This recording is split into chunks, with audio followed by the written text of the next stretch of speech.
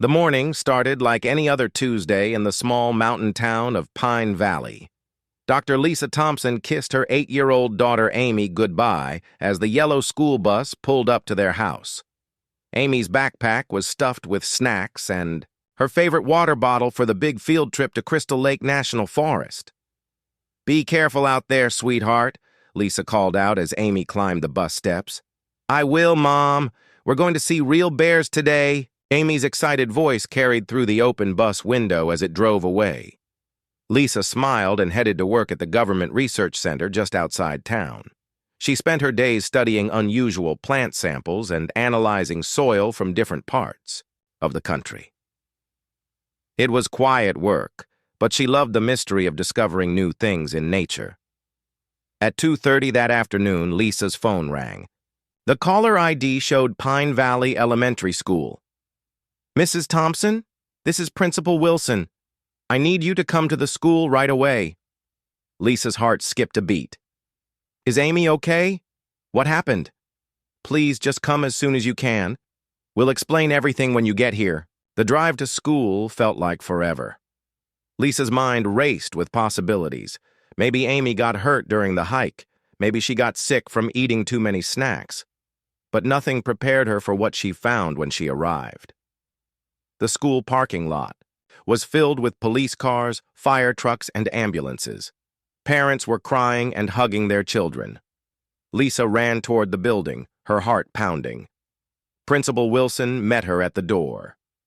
His face was pale and tired. "Mrs. Thompson, I'm so sorry. We've lost contact with Amy during the field trip." "What do you mean, lost contact?" The children were hiking on the nature trail with their teachers. Amy was walking with her group when they came to a small creek. The teacher counted heads before they crossed, and Amy was there. But when they counted again on the other side, she was gone. Lisa felt the world spinning around her. Gone? How can she just be gone? "We've called in search and rescue teams. The Forest Service is helping us look everywhere. We have helicopters coming too." The next 3 days became a blur of hope and terror. Volunteers from all over the county came to help search. They walked through every inch of the forest, calling Amy's name until their voices gave out. Dogs sniffed her clothes and followed trails that led nowhere. The strangest part was how completely Amy had vanished. There were no broken branches where she might have pushed through bushes, no footprints in the soft dirt by the creek, no torn pieces of clothing caught on thorns. It was like she had simply disappeared into thin air. On the second day, a man named Jake Williams showed up at the Search Command Center. He was tall and quiet, with sharp eyes that seemed to notice everything. He told the sheriff he was a survival expert who helped find missing people in the wilderness.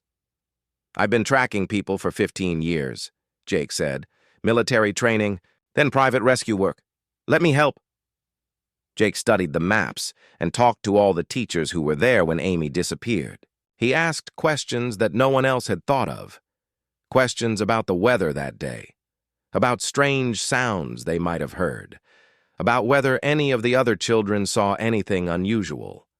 While the official search teams followed standard procedures, Jake went his own way. He carried special equipment that could detect electromagnetic signals and measure radiation levels. Most people thought his gadgets were unnecessary, but Jake had learned to trust his instincts about things that seemed out of place.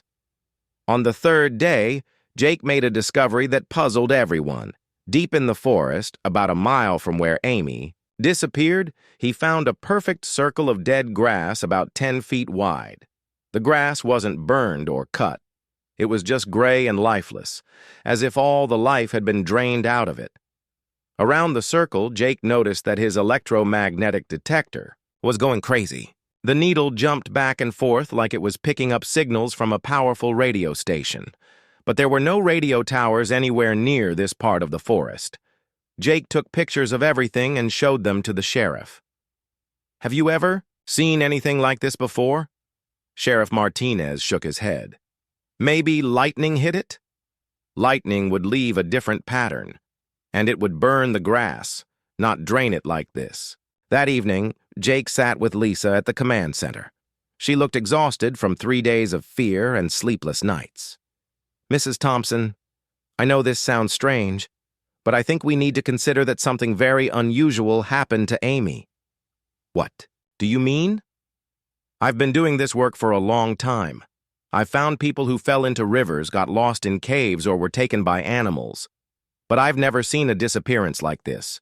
No tracks, no signs of struggle, no trace at all. And then there's that dead circle in the forest." Lisa stared at him. "Are you saying someone took her?" "I'm saying we need to think beyond the normal explanations. Your daughter is smart and careful. She wouldn't just wander off, and if someone grabbed her, there would be evidence." Over the next week, more strange things happened in Pine Valley. People reported seeing bright lights in the sky at night. Mrs. Garcia, who lived on a farm outside town, said all her chickens stopped laying eggs for 3 days. The veterinarian couldn't explain why. Old Mr. Peterson, who had lived in Pine Valley his whole life, told anyone who would listen about similar disappearances that happened years ago. "Back in 1987, a hunter vanished just like this," he said. "Gone without a trace. Found him 3 weeks later, alive and healthy, but he couldn't remember where he'd been." Jake started keeping a notebook of all these reports. He interviewed Mr. Peterson and learned about 4 other cases over the past 30 years. People who disappeared completely, then returned with no memory of what happened to them. The official search was called off after 2 weeks. The authorities said they had done everything possible. They promised to keep the case open and continue investigating, but Lisa knew they were moving on to other things. Jake didn't give up. He told Lisa he would keep looking on his own time. "I believe Amy is still alive," he said, "and I think she's closer than we realize." As Jake prepared for his own private search, he gathered some unusual equipment.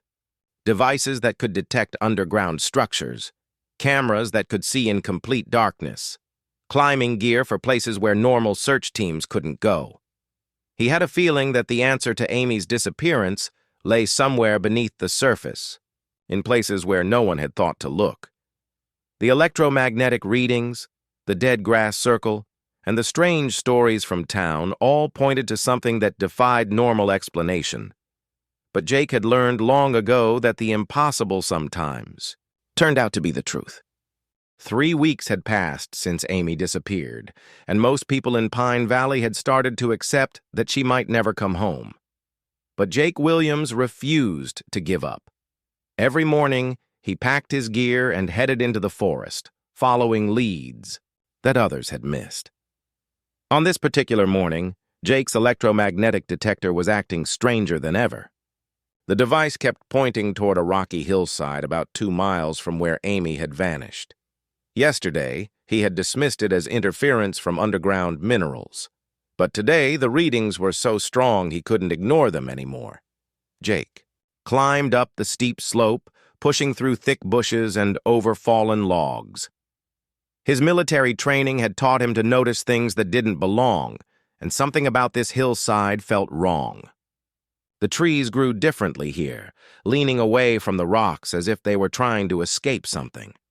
As he got closer to the source of the electromagnetic readings, Jake noticed that the air itself felt different. It was cooler than it should be, and there was a faint humming sound that seemed to come from deep underground.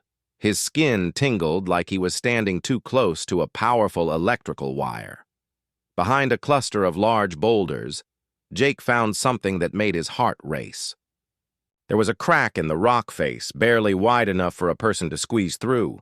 Most people would have walked right past it, thinking it was just a natural cave opening. But Jake's detector was going crazy, and cool air was flowing out of the crack like an underground river. Jake squeezed through the opening and found himself in a narrow tunnel. He turned on his powerful flashlight and started walking deeper into the mountain. The tunnel was smooth and perfectly round, not rough and jagged like natural caves usually are. Someone or something had made this passage.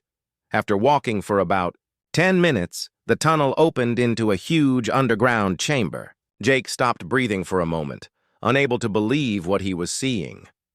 The walls of the chamber glowed with a soft blue light that pulsed like a heartbeat. Strange symbols were carved into the stone, symbols that looked like no human language Jake had ever seen. The ceiling stretched up so high that his flashlight couldn't reach it, and the chamber was so wide it could have held an entire football stadium.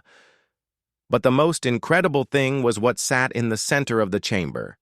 It looked like a garden made of crystal and light. Dozens of clear pods, each about the size of a small car, were arranged in perfect circles. Inside each pod was a soft, glowing mist that swirled and danced like living clouds. Jake could see shapes moving inside some of the pods, but he couldn't tell what they were. As Jake walked closer to the crystal garden, his heart nearly stopped. In one of the pods near the center, he could see a small figure floating peacefully in the glowing mist. It was Amy.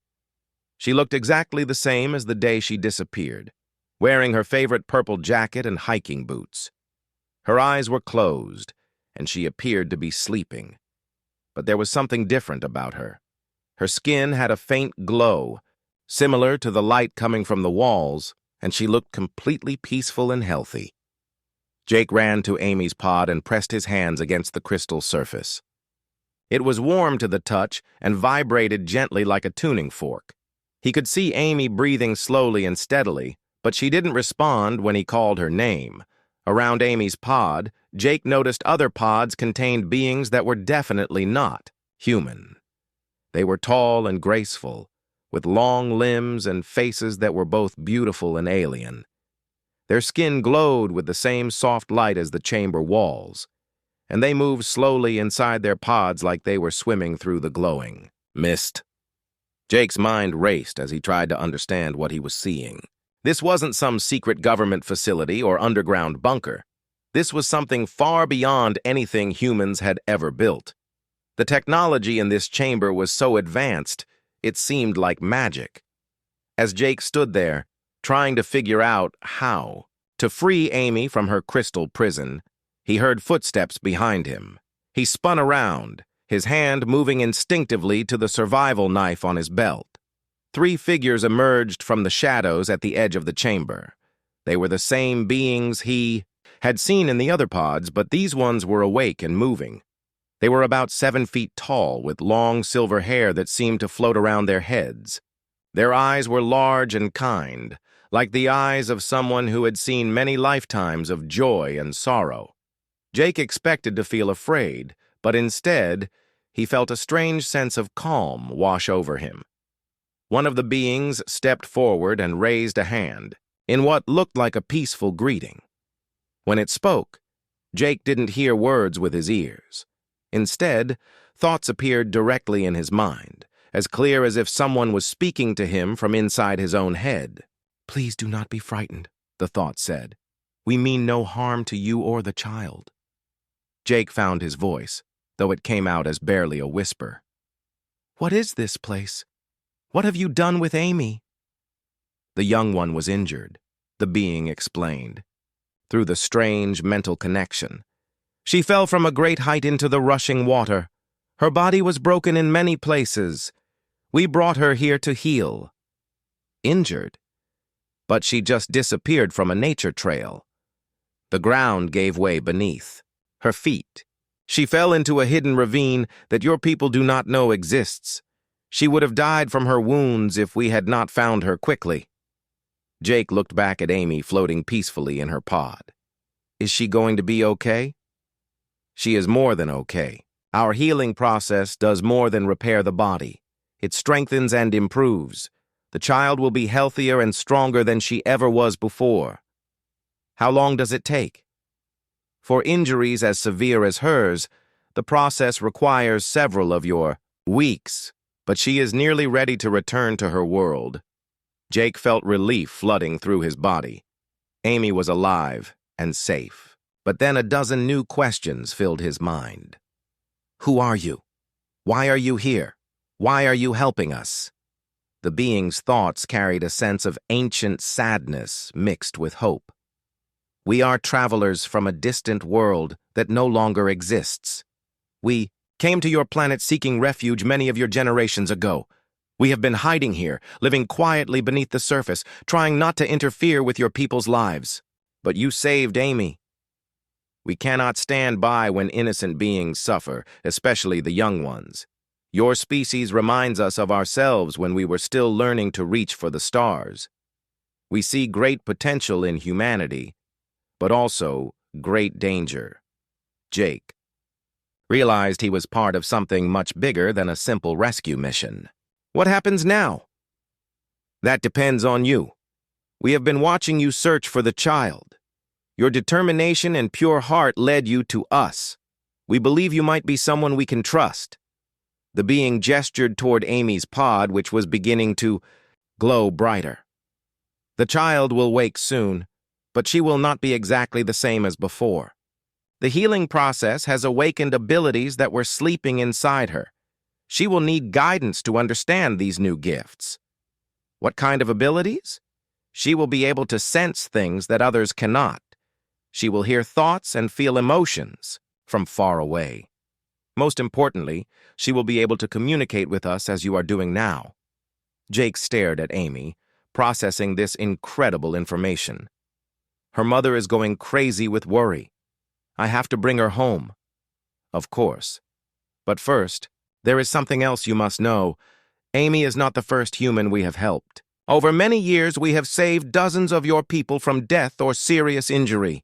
We always return them safely, but we must alter their memories to protect our secret. You're going to erase Amy's memory. Not erase, but we must hide the memories, where others cannot find them. However, Amy's case is different.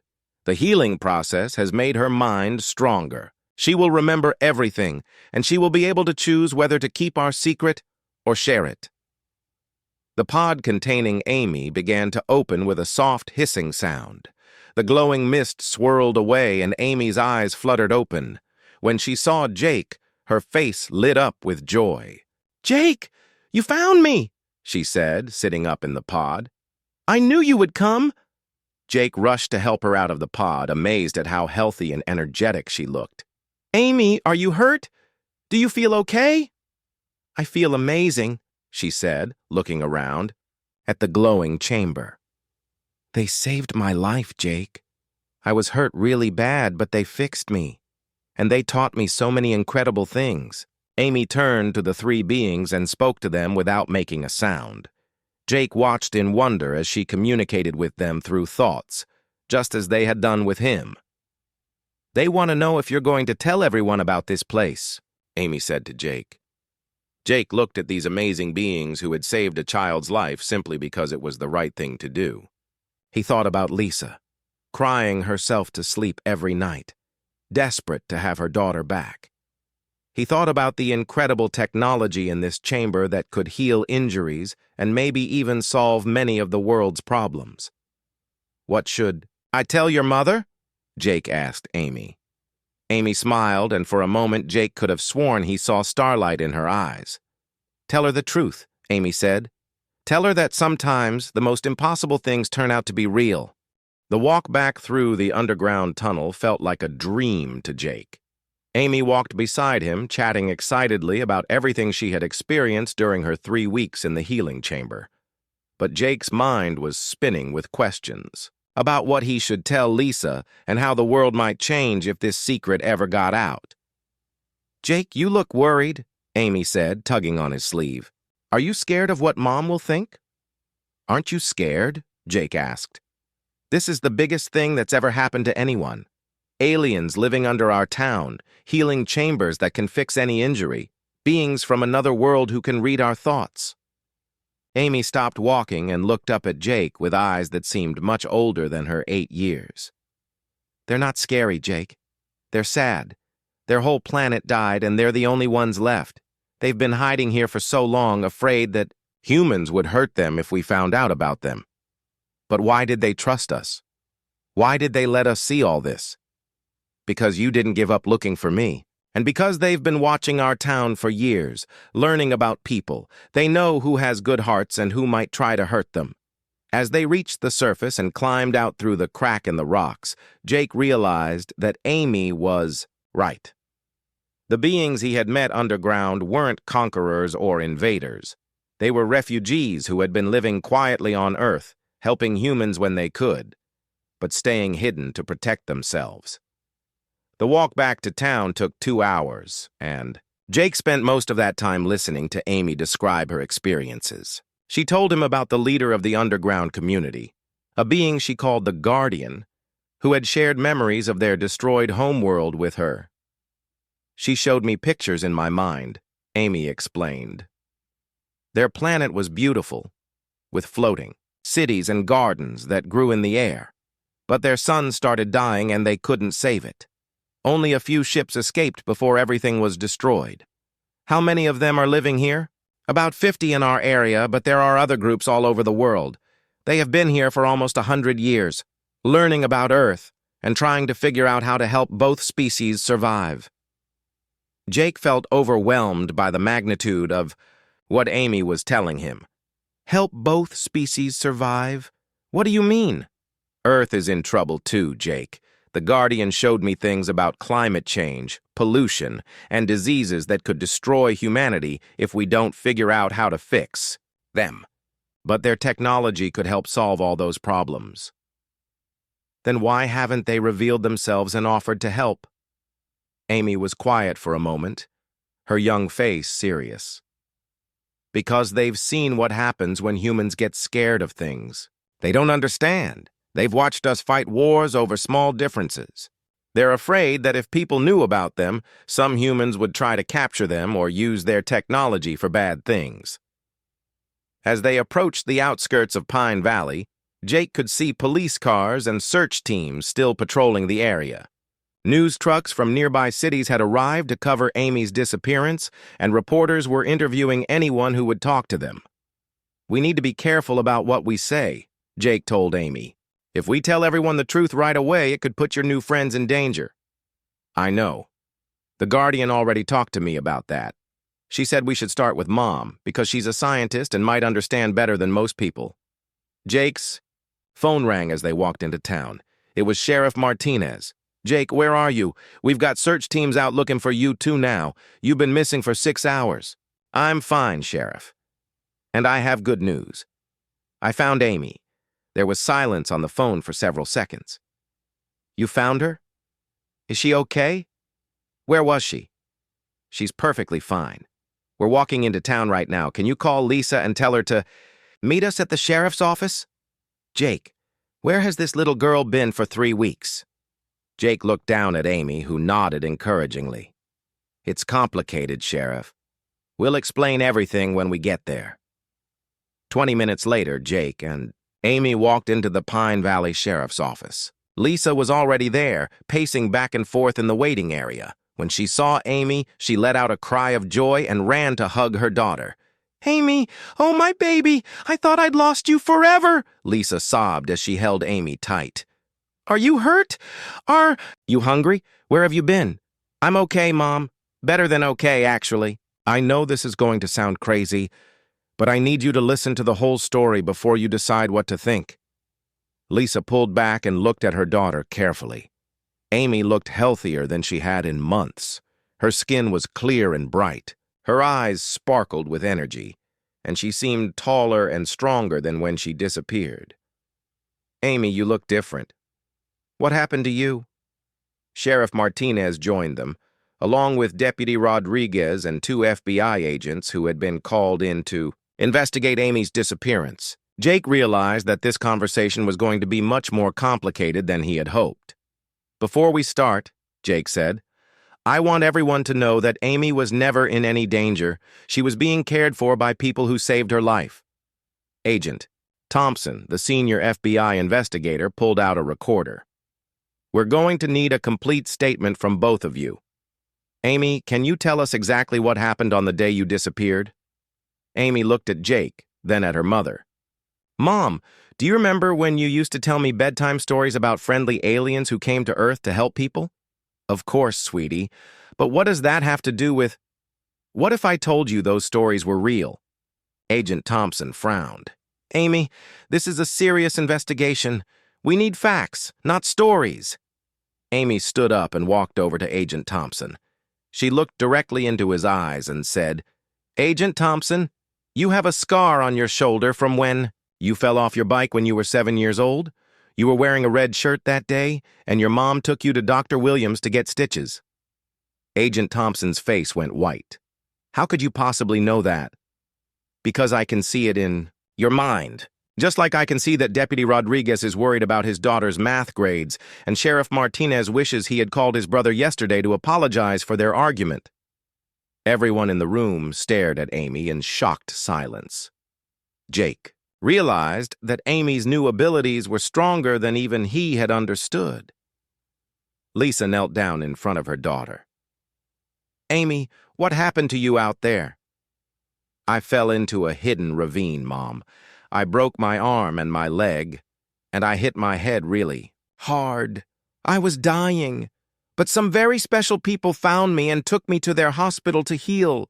What people? Where is this hospital? Amy took her mother's hands. They're not exactly people, Mom. They're from another planet. Their world was destroyed, and they came here looking for a safe place to live. They've been hiding underground, but they couldn't let me die when they found me. Agent Thompson stood up abruptly. This is ridiculous.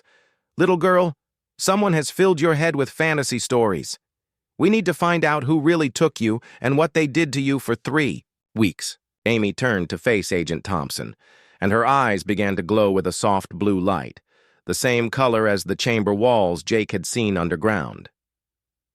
Agent Thompson, would you like me to tell everyone about the classified files you have in your briefcase? The ones about other missing people who disappeared the same way I did? The files that your government has been hiding for 40 years? Agent Thompson's hand moved instinctively toward his briefcase. That's impossible. Those files are top secret. No one outside the agency knows about them. Amy smiled sadly. Your government has known about my friends for decades, but instead of trying to communicate with them, you've been trying to catch them. That's why they stay hidden. That's why they're afraid. Jake watched as everyone in the room struggled to process what they were seeing and hearing. Amy was just an 8-year-old girl, but she was displaying knowledge and abilities that no human should possess. Lisa, being a scientist, was the first to accept what she was witnessing. Amy, are you saying that extraterrestrial beings healed your injuries and gave you telepathic abilities? They didn't give me anything, Mom. They just woke up things that were already sleeping inside me. The Guardian says lots of humans have these abilities, but most people never learn how to use them. Sheriff Martinez cleared his throat. Amy, can you prove that these beings exist? Can you take us to them?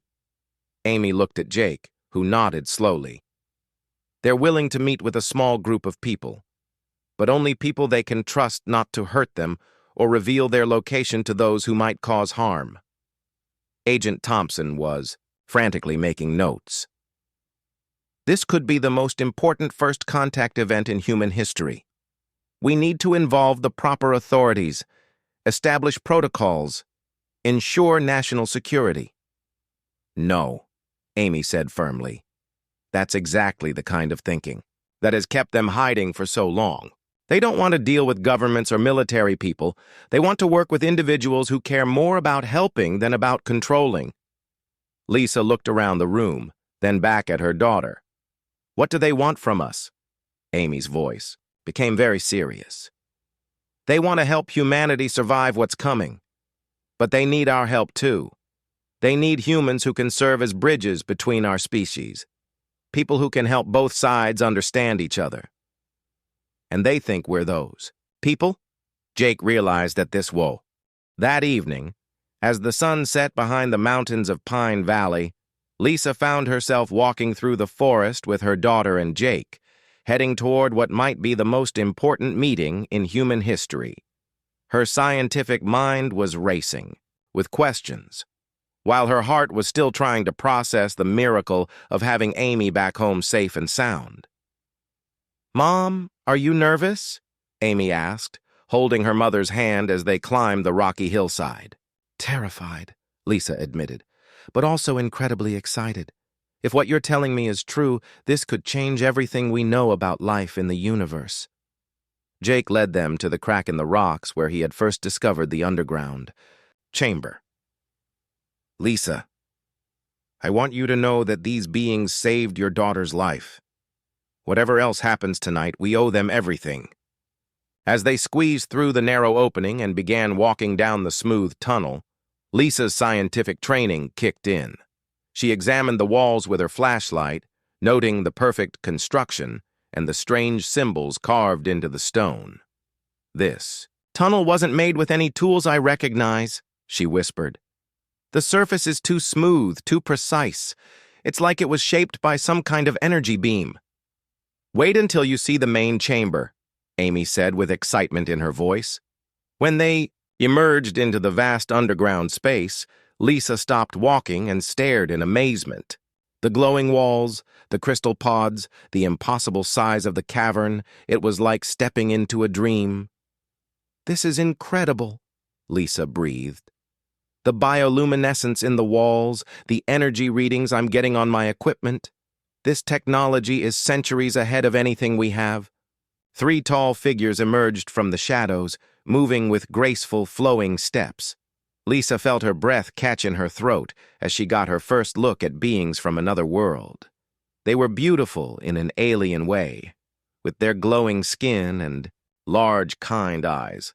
The center figure, who Amy had called the Guardian, stepped forward and raised her hand in greeting. When she spoke, her voice appeared directly in Lisa's mind, just as Amy had described. Dr. Thompson, we are honored to meet you. Your daughter has told us much about your work and your compassionate heart. Lisa was amazed at how natural the telepathic communication felt. The honor is mine. Amy tells me you saved her life. I can never thank you enough for that. All life is precious to us. We could not stand by and watch a young one suffer when we had the power to help. The Guardian gestured toward the crystal pods around them. Would you like to understand how our healing technology works? Lisa nodded eagerly, her scientific curiosity overcoming her nervousness.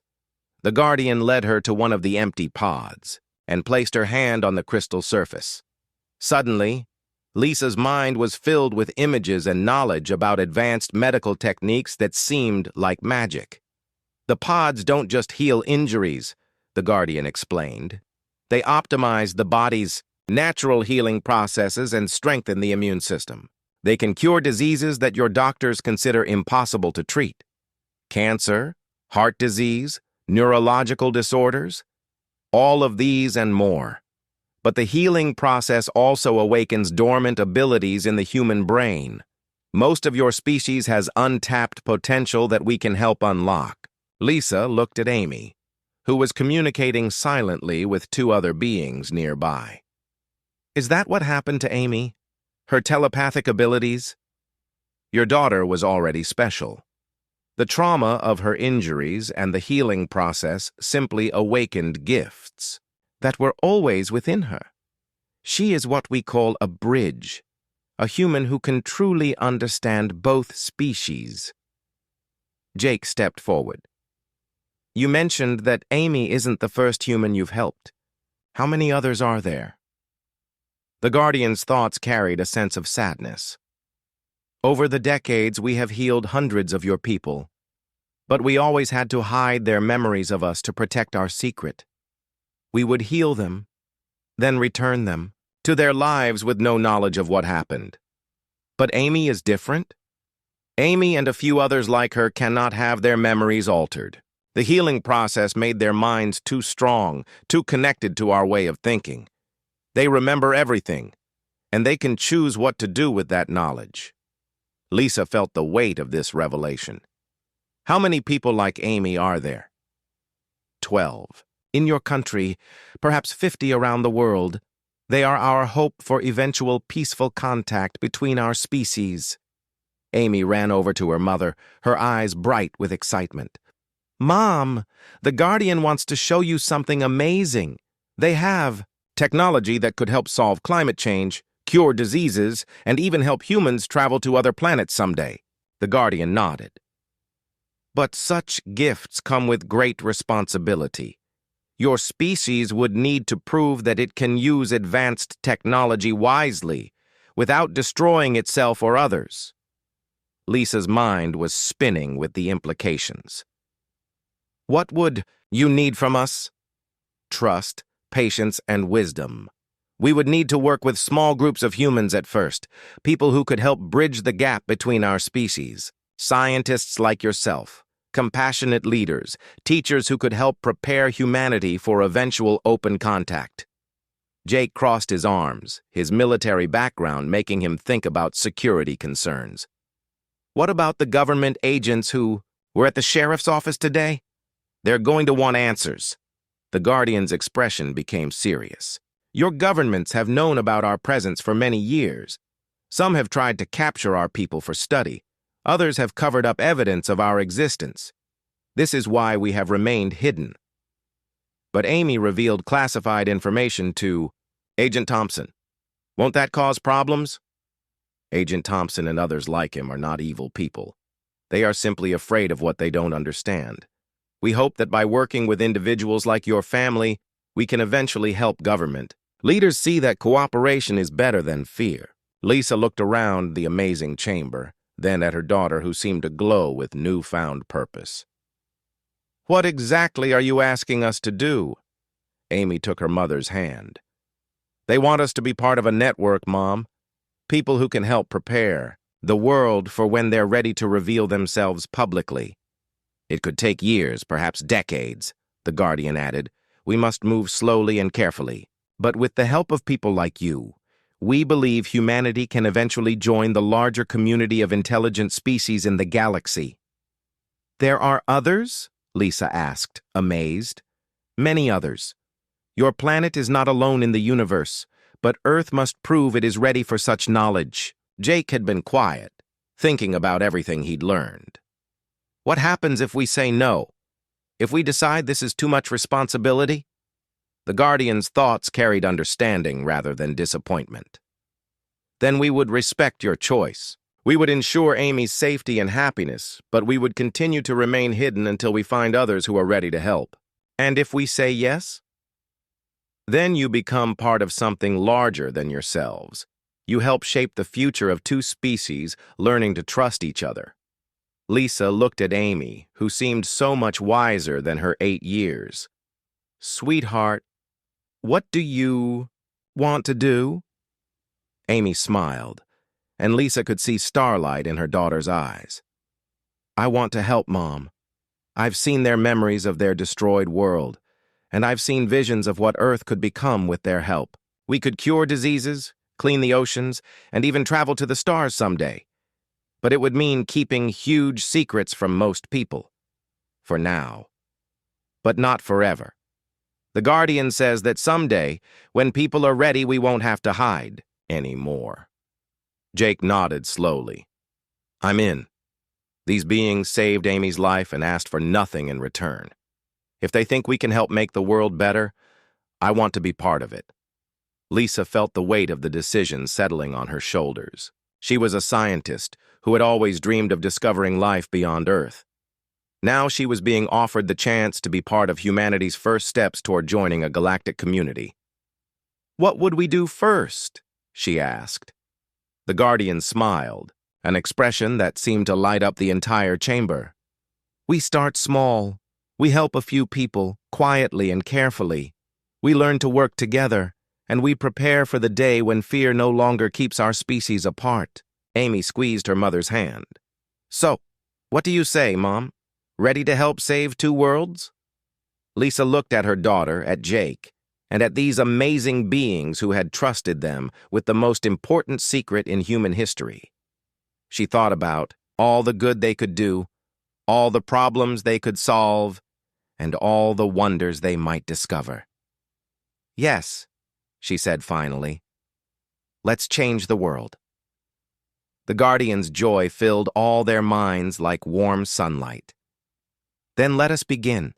6 months had passed since that life-changing night in the underground chamber, and Pine Valley had become a very different place, though most people didn't realize it yet.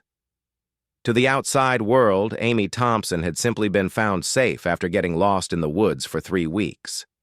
The official story was that she had survived by finding shelter in a cave and drinking water from an underground stream.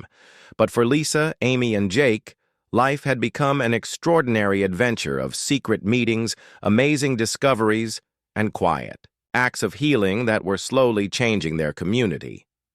Lisa had taken a leave of absence from her government research job, telling her supervisors that she wanted to spend more time with Amy after their traumatic experience. What she was really doing was working with the Guardian and her people to understand their advanced medical technology. In a hidden laboratory deep in the underground chamber, Lisa spent her days learning about healing techniques that seemed like miracles. The aliens had shown her how to use their crystal technology to cure diseases that human doctors couldn't even diagnose properly. "Today, we're going to help Mrs. Patterson," Amy announced as she walked into their kitchen one morning, already dressed for school. Lisa looked up from her coffee. "The lady from the flower shop, what's wrong with her?" "She has something growing in her brain that the doctors at the hospital missed. The Guardian says we can fix it easily, but we have to be very careful about how we do it." Over the past 6 months, Amy had become the bridge between the human and alien communities, just as the Guardian had predicted. Her telepathic abilities had grown stronger, and she could now communicate with all of the underground dwellers as easily as talking to her mother. Jake had taken on the role of protector and coordinator. He used his military connections to quietly identify other people who might be ready to learn the truth, while also keeping watch for any government agents who might be getting too close to discovering their secret. That afternoon, Jake met with Dr. Rodriguez at the Pine Valley Medical Center. Dr. Rodriguez was the town's head physician, and Jake had been carefully studying him for months, looking for signs that he could be trusted with their incredible secret. "Dr. Rodriguez, I have something important to discuss with you," Jake said as they sat in the doctor's private office. "It's about some of the unusual recoveries we've been seeing in town lately." Dr. Rodriguez leaned back in his chair. "You mean, like how Tommy Garcia's broken spine healed perfectly in just 2 weeks? Or how Mrs. Chen's arthritis completely disappeared overnight?" "Exactly like that. What would you say if I told you there was a logical explanation for these miracles?" "I'd say I'm listening very carefully." Jake pulled out his phone and showed Dr. Rodriguez a picture he had taken in the underground chamber. "Doctor, do you believe in life beyond Earth?" Dr. Rodriguez stared at the image of the glowing crystal pods and alien technology. "Jake, where did you take this picture?" "About 2 miles outside town in a place that's going to change everything you think you know about medicine." Meanwhile, Amy was at school, using her abilities to quietly help her classmates in ways that no one would notice. When Billy Henderson fell off the monkey bars and scraped his knee badly, Amy touched the wound and channeled a tiny bit of healing energy into it. By the time he got to the nurse's office, the scrape had already stopped bleeding and was beginning to heal. "Amy, you're different since you came back from being lost," her best friend Kelly whispered during math class. "You're smarter and kinder, and sometimes it's like you know things before they happen." Amy smiled. "I learned a lot while I was away, about helping people and about how much good we can do if we really try." That evening, the 3 humans met with the Guardian in the main chamber. The alien leader had become like a wise grandmother to Amy, and Lisa had grown to respect her incredible knowledge and compassion. "Guardian, we've helped 12 people this month," Lisa reported. "All of them are healing perfectly, and none of them suspect that anything unusual happened." "You are learning well," the Guardian replied through their mental connection. "But we must also begin preparing for the next phase of our plan." "What's the next phase?" Jake asked. The Guardian gestured toward a section of the chamber where several other alien beings were working with advanced computer systems. "We have been in contact with other communities of our people around the world. They report similar progress in building networks of trusted humans." Amy's eyes lit up with excitement. "Are we going to meet others like us?" "Very soon. There is a gathering planned. where humans and our people from different regions will come together to share what we have learned and plan for the future. Lisa felt both excited and nervous about this development. Where would this gathering take place? In a safe location in the mountains of Colorado, where one of our largest communities has been living for many years. You would meet humans from other countries who have been working with us, and you would see how our cooperation could benefit all of Earth. Jake's military instincts made him cautious. How do we know it's safe? What if government agents are tracking some of these other humans? The Guardian's thoughts carried confidence and wisdom. We have been monitoring all communications about our activities. The human governments know something is happening, but they do not yet understand what it is. They see isolated incidents of unusual healings and unexplained phenomena, but they have not connected these events to us. What about Agent Thompson and the FBI investigation? Agent Thompson has been reassigned to other cases. His superiors decided that Amy's disappearance was simply a case of a lost child who survived in the wilderness. They have no evidence of our existence. Amy walked over to one of the crystal pods and placed her hand on its surface. Immediately, the pod began to glow brighter, responding to her touch. Guardian, when will people stop being afraid of differences? When will humans be ready to know about you openly? The Guardian's expression became thoughtful. Fear is a natural response to the unknown, young one, but we have seen much progress in the past months. Humans like your mother and Jake prove that your species can accept and embrace what is different. Lisa had been thinking about the bigger picture. Guardian, you mentioned that there are other intelligent species in the galaxy. What are they like? Some are very much like us. Peaceful explorers who share knowledge and help each other. Others are more advanced and serve as teachers and guides. And some... The Guardian paused. Some are not as friendly. This is why it is important for Earth to be united and strong before making contact with the larger galactic community. Jake straightened up, his protective instincts activated. Are you saying there are hostile alien species out there? Not hostile, exactly. But some species believe that younger civilizations should prove themselves worthy before being accepted. They test planets to see if the inhabitants can overcome their differences and work together for the common good. Amy looked worried for the first time in months. Are we being tested right now?